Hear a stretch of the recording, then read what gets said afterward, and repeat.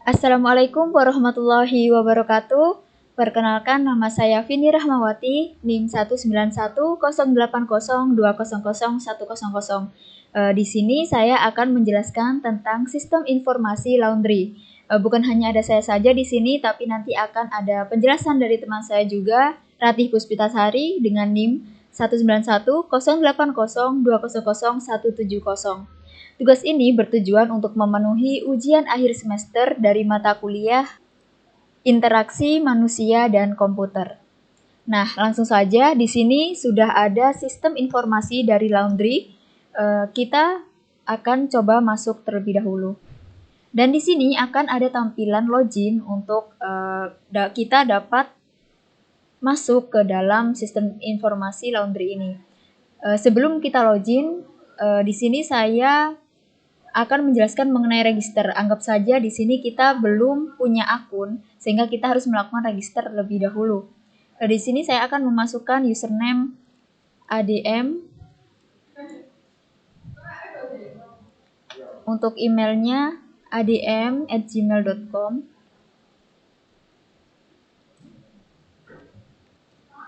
Dan untuk passwordnya ADM. Kita coba submit. Nah, di sini tertera bahwa ketika kita memasukkan user atau meregistrasi user akan tampil register sukses. Kita klik saja OK. Nah, kita diarahkan lagi ke halaman login. Kita coba memasukkan username dan juga password yang sudah kita buat tadi di register. Username-nya adalah ADM dan passwordnya adalah ADM. Kita coba login. Nah, di sini tertera juga login sukses. Nah, berikut merupakan beranda dari transaksi laundry. Di sini adalah menu untuk user. Jadi, ketika kita register itu hanya sebagai user. Kita coba masuk ke transaksi laundry. Di sini kita bisa mencari dan juga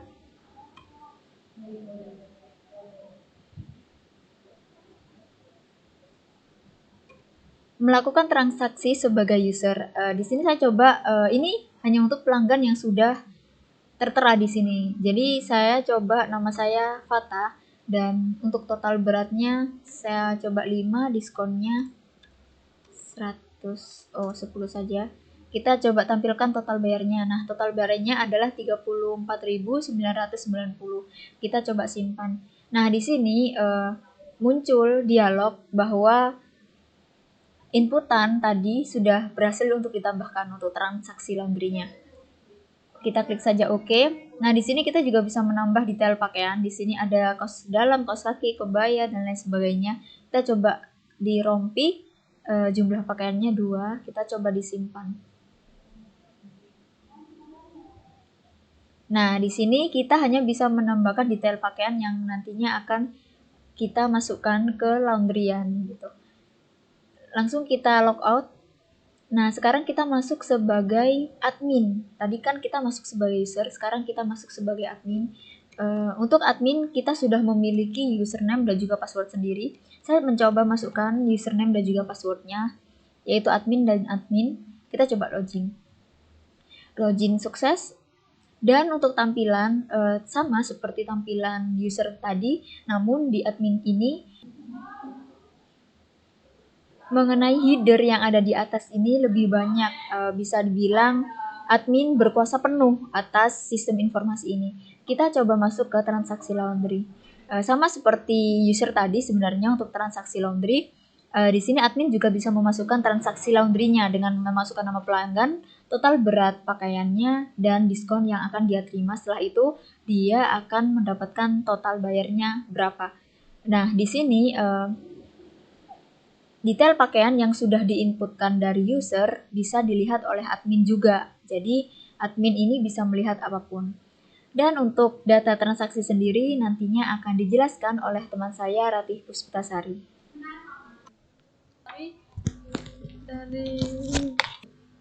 Selanjutnya, saya akan menjelaskan mengenai data transaksi. Sebelumnya saya perkenalkan diri, nama saya Ratih Puspitasari dari kelas 5A3.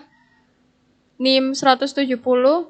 Nah, di mana data transaksi ini tuh digunakan untuk mendata yang sudah dilakukan pada proses sebelumnya pada halaman transaksi. Setelah dilakukan proses pengisian pada form transaksi, data tersebut akan masuk pada halaman data transaksi. Seperti pada halaman ini terdapat form, yaitu ada aksi, formasi, konfirmasi.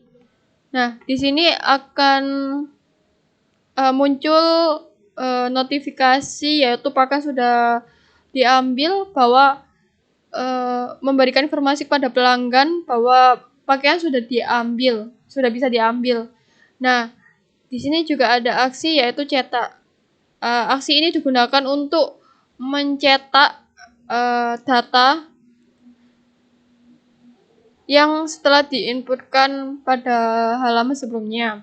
Di sini juga ada data edit, digunakan untuk mengedit data apabila ada kesalahan pada penginputan data pada halaman transaksi. Di sini juga ada aksi menghapus, digunakan untuk menghapus data jika data tersebut memang tidak perlu digunakan. Nah, selanjutnya ada data pakaian. Data pakaian ini digunakan untuk mendata bahwa pakaian apa saja yang akan dilakukan proses laundry. Di sini ada kode pakaian. Kode pakaian ini digunakan untuk membedakan antara pakaian satu dengan pakaian yang lain, terutama pada pelanggan. Nah, di sini juga ada jenis pakaian. Di sini juga jenis pakaian kita bedakan sesuai dengan jenisnya. Jadi tidak semua pakaian itu bakal dijadikan satu, tetapi kita bedakan melalui jenis pakaian. Di sini ada baju muslim, bed cover, boneka, celana dalam, celana panjang. Nah, di sini juga ada aksi, yaitu edit dan hapus. Di mana edit ini digunakan untuk mengedit data, kode pakaian, atau jenis pakaian yang salah atau kurang tepat. Kita bisa menggunakan aksi edit. Setelahnya ini ada aksi hapus. Kita bisa menghapus data ini kalau memang tidak sesuai atau memang tidak perlu digunakan. Di sini juga ada data ada tambah data. Terdapat form tambah data. Kita harus memasukkan kode pakaian, jenis pakaian. Setelah itu kita simpan. Setelah hasil simpan itu tadi, dia akan muncul pada kolom ini.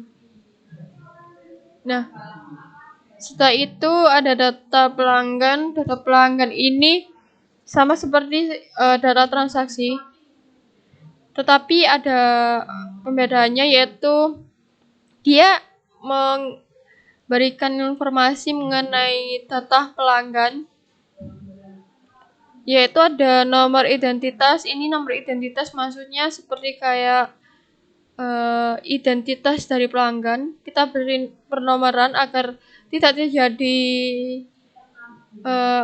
kecampuran antara data pelanggan satu dan data pelanggan kedua. Di sini juga ada nama sesuai nama pelanggan dan alamat sesuai alamat pelanggan, agar kita suatu saat kalau memang dibutuhkan alamat, kita bisa melihat dari data pelanggan. Dan ada nomor telepon yang aktif agar kita dapat menghubungi jika kalau memang ada kesalahan atau ada kejadian barang yang ketinggalan, itu kita bisa menghubungi dengan nomor HP pelanggan tersebut. Nah, di sini juga ada aksi, yaitu edit dan hapus. Seperti sebelumnya, edit digunakan untuk mengedit data yang salah atau memang yang perlu diedit. Ada aksi hapus, digunakan untuk menghapus data yang memang tidak diperlukan. Dan terutama di sini juga kita bisa menambahkan data pelanggan dengan mengisi identitas terlebih dahulu. Terus kita menginputkan nama sesuai data pelanggan, alamat juga sesuai dengan data pelanggan. Di sini juga ada nomor telepon yang bisa dihubungi. Setelah itu ada notifikasi berhasil. Kalau memang sudah berhasil, kita lihat dari tabel output yang sudah kita inputkan dari form tersebut, yaitu muncul di nomor pertama, yaitu dengan identitas 01112 dengan nama Rati, alamat Sidoarjo, dan nomor telepon 0812345666. Setelah itu kita sudah selesai di tahap pada sistem laundry ini. Kita bisa logout dengan tampilan yang sama seperti sebelumnya ketika kita masuk pada halaman sistem laundry ini. Sekian presentasi dari kelompok kami. Saya akhiri. Wassalamualaikum warahmatullahi wabarakatuh.